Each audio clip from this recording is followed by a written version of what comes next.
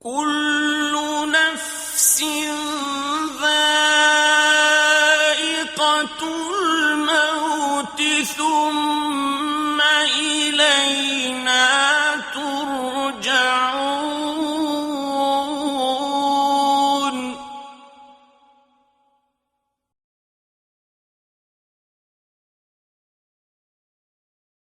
Assalamualaikum warahmatullahi wabarakatuh. Bab yang menjelaskan tentang jenazah. Pasal yang pertama menjelaskan tentang allazi yalzamu lil mayyiti arba'u khisalin. Pasal yang pertama ini menjelaskan kepada kita tentang 4 hal yang harus dilakukan kepada mayit atau kepada orang yang telah meninggal dunia. Ada 4 hal yang harus kita lakukan. Bahkan dikatakan wajib bagi kita. Tapi wajibnya bukan wajib ain, wajib kifayah. Ada ain, ada kifayah. Ada wajib sama aja. Yang membedakannya kifayah dan ainnya aja. Kalau fardu dan wajibnya hampir sama. Artinya apa? Fardu kifayah apabila ada yang meninggal, maka harus ada di antara kita yang menguburkannya, yang memakamkannya, yang memandikannya, dan lain sebagainya. Kalau sudah ada, maka gugurlah kewajiban bagi kita. Bukan berarti kita tidak boleh melaksanakannya, tetap harus melaksanakannya. Yang pertama, 4 perkara tersebut yang diwajibkan kepada kita atau yang harus kita lakukan saat ada yang meninggal dunia, yaitu ghusluhu. Yang pertama adalah memandikannya. Jadi kalau ada mayit orang muslim meninggal dunia, maka harus bagi kita untuk memandikannya. Karena itu merupakan kewajiban kita. Hakul muslimin alal muslimin sittun. Hakul muslim alal muslim sittun. Hak orang muslim terhadap muslim lainnya itu ada 6 perkara. Salah satu di antaranya mengikuti prosesi kematian seseorang. Artinya apa? Memandikan ini termasuk prosesi kematian daripada seseorang. Maka hendaklah bagi kita sebagai seorang muslim untuk memandikan orang yang telah meninggal dunia. Siapa yang pantas memandikannya? Yang pantas memandikannya ahluhu, keluarganya. Dan muslim yang bagaimana yang harus dimandikan? Muslim yang meninggal bukan dalam keadaan syuhada atau mujahidin fi sabilillah. Orang yang berjihad di jalan Allah. Artinya orang yang benar-benar berperang membela agama Allah, kalau meninggal dunia dia tidak boleh dimandikan. Gugur bagi kita untuk memandikannya. Termasuk Hizbullah, termasuk orang Palestina yang meninggal dunia, para syuhada. Itu gugur kewajiban memandikannya. Kata Nabi, ketika perang Uhud, jangan dimandikan. Syuhada perang Uhud, jangan dimandikan. Biarkan darahnya, lukanya menjadi saksi bahwa beliau adalah orang yang membela agama Allah. Coba kalau kita meninggal harus dimandikan dulu. Kalau orang Palestina yang mujahid meninggal, nggak usah dimandikan. Nggak repot-repot menikahin kapan. Itu harus dimandikan. Tidak harus dimandikan. Orang yang meninggal berjihad di jalan Allah, memerangi orang yang memerangi agama Allah.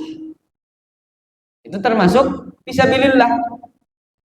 Tapi ada juga fisabilillah atau syuhada yang syahid harus dimandikan. Contoh, ada orang kecelakaan.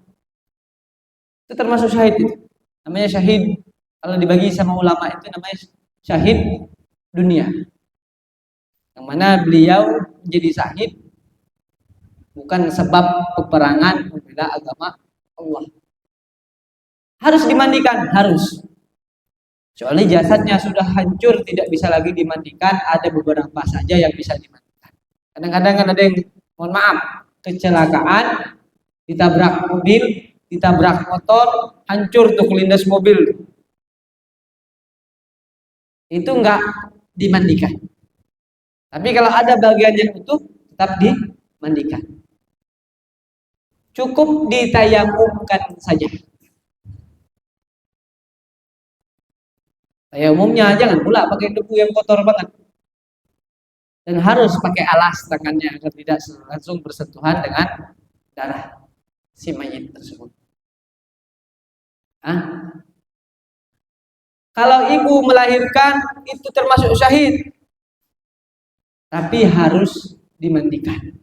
Beda dengan syahid yang berjihad di jalan Allah, yang memerangi orang yang memerangi agama Allah.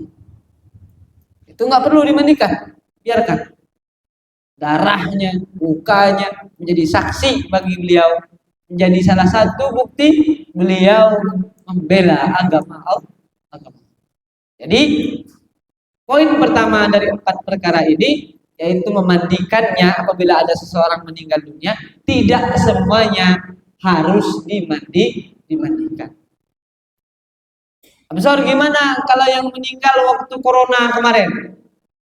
Nah, itu kan kalau dimandikan taunnya, virusnya menular.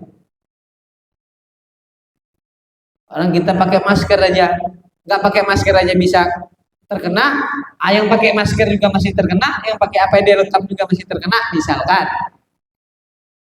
itu tidak apa-apa, tidak dimandikan. Karena apa? Kalau ada yang memandikannya, menyebabkannya terkena virus yang sama dan memungkinkan dirinya meninggal dunia.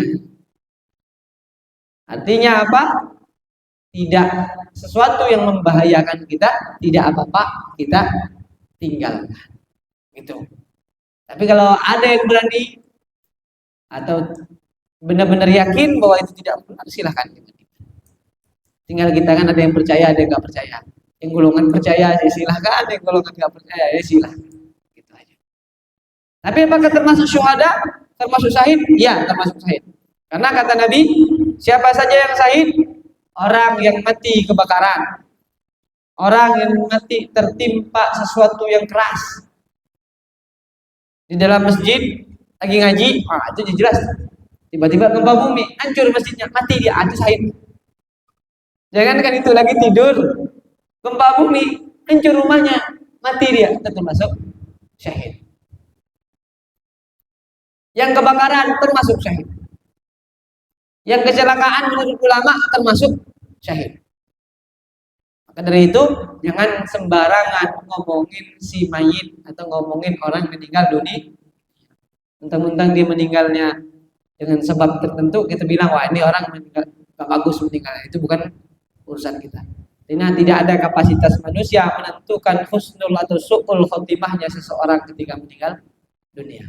Jadi poin pertama ini menjelaskan kepada kita tentang memandikannya. Kalau ada pertanyaan lagi, contoh pertanyaannya seperti orang kafir boleh nggak dimandikan? Boleh, tapi haram disolatkan. Kalau kafir zimmi, kafir mu'amman, kafir mu'ahid atau mu'ahad, itu harus dimandikan. Kalau hanya sekedar kafir, hanya boleh dimandikan, tidak harus. Kalimatnya hanya boleh, tidak harus. Artinya tidak ada perintah. Tapi kalau kafir zimmi, kafir mu'amman, kafir mu'ahid, itu harus dimandikan. Tidak wajib, harus dimandikan. Jelas? Kafir zimmi itu apa? Kafir mu'ahid itu apa? Kafir mu'amman itu apa? Kafir zimmi, kafir mu'ahid, kafir mu'ammad itu. Kalau kafir mu'ahid atau mu'ahad itu orang yang diperangi, orang kafir yang diperangi oleh Islam, terus Islam menang, mungkin perjanjian, maka dia termasuk kafir mu'ahad. Kalau kafir zimmi, kafir yang dilindungi. Kafir mu'amman, kafir yang diberi kenyamanan, keamanan oleh orang muslim dan memberi pula keamanan bagi orang muslim. Nah, itu harus dimandikan. Harus dimandikan dan wajib bagi kita untuk menguburkannya. Kalau dalam kitab ini dijelaskan wajib takfinuhu wa dafnuhu. Ada di dalam kitab ini di syarahnya dijelaskan, maka wajib bagi kita untuk mengkafankannya dan menguburkannya. Tidak hanya memandikannya saja. Begitu. Selanjutnya poin yang kedua, kewajiban kita atau hal yang harus kita lakukan ketika ada yang meninggal dunia, wa takfinuhu, mengkafaninya atau mengkafani orang yang meninggal dunia. Alhamdulillah kita di sini luar biasa. Kita orang Indonesia ini luar biasa. Nggak ada orang nggak dapat kain kafan. Tinggal datang ke masjid, insya Allah dikasih kain kafan. Kadang-kadang RT-nya juga udah solid, ada paguyuban yang mengumpulkan uang khusus untuk menyiapkan kain kafan orang yang meninggal dunia. Alhamdulillah. Nah, itu merupakan sesuatu yang harus kita lakukan, mengkafani orang yang meninggal dunia. Kalau orang syahid tidak wajib dikafani. Nah, orang kafir itu tidak hanya kafir saja, tidak wajib juga dikafani. Tapi kalau kafir zimmi, kafir mu'ahid, kafir mu'ammad itu boleh dikafani. Bahkan ada yang mengatakan wajib dikafani. Itu poin kedua. Jadi kalau ada orang meninggal dunia, jangan nggak dikafani, harus dikafani. Kecuali dia syuhada tadi, mujahid yang berperang membela agama Allah. Selain itu harus dikafani. Yang selanjutnya wassalatu alaihi. Yang selanjutnya ini bahwa kita apabila menjumpai orang yang meninggal dunia, maka harus kita lakukan itu, yaitu menyolatkannya. Menyolatkan di sini jangan mentang-mentang sholat mayit, sholat jenazah itu fardul kifayah terus kita mendengarkannya, kita menjauhkan diri. Jangan. Ikutlah sholat. Ntar kita meninggal nggak ada yang nyolatin. Dikit terjemaah yang nyolatin. Pada itu, walaupun dia fardhu kifayah sifatnya, maka tetap harus bagi kita untuk menyolatkannya. Jangan anggapan keguguran kewajiban karena dia fardhu kifayah itu kita bisa meninggalkannya gara-gara ada yang menyolatkannya. Enggak. Haruslah kita sholatkan. Jangan memandang dia siapa saja. Dia siapa, anak siapa, bin siapa, jangan. Tetap kita sholatin. Yang terakhir wadafnuhu, dan menguburkannya. Nah, menguburkannya ini mau syuhada, mau dia mati melahirkan, mau dia mati kena taun atau virus, apapun virusnya, tetap dikuburkan tanpa ada pengecualian. Jadi 4 perkara ini harus kita lakukan. Kenapa ulama tidak mewajibkan 4 perkara ini? Karena tidak keempat-empatnya bisa diterapkan di semua mayit. Maka kalimatnya yalzamu, bukan yajibu. Kalau yajibu itu wajib sifatnya. Mau nggak mau, suka nggak suka harus dilakukan. Kalau nggak dilakukan menjadi dosa. Tapi kalau yalzamu, ada pengecualian di dalamnya. Tidak semuanya menjadi kewajiban. Demikian. Wassalamualaikum warahmatullahi wabarakatuh. Waalaikumsalam.